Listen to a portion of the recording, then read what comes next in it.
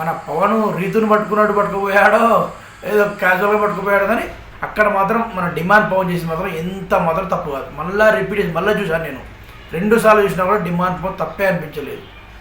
అలా తోస్తున్నాయి దీంతో తనుజ ఏంట్రా అలా తోస్తున్నావు, నో ఉమెన్ హ్యాండ్లింగ్ అంటూ అసలు ఆ వర్డ్ ఎందుకు వాడిందో కానీ అసలు ఆ వర్డ్ వాడే సందర్భం కాదు అది. అక్కడ దివ్య ఏం ఉమెన్ హ్యాండిల్ చేయలేదు, భుజం పైన తట్టాడు, ఏం పర్లేదు ఏం కాదు అన్నట్టు దివ్య పవన్ చెప్తూనే ఉంటుంది. అయినా తనుజ వినదే. No women handling, man handling ఏంట్రా అంటూ తనుజ అడిగింది.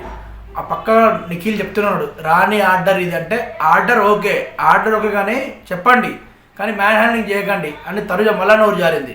దీంతో దివ్య ఎంత సింపుల్గా అంటే ఎంత మంచిగా పద్ధతిగా అబ్బాయిలా కాదు వాళ్ళు కమాండర్స్లా చేస్తున్నారు, ఇంత పెద్ద రాతకం చేయకు అన్నట్లు దివ్య స్పష్టంగా చెప్పబోతుంది పక్క నుంచి.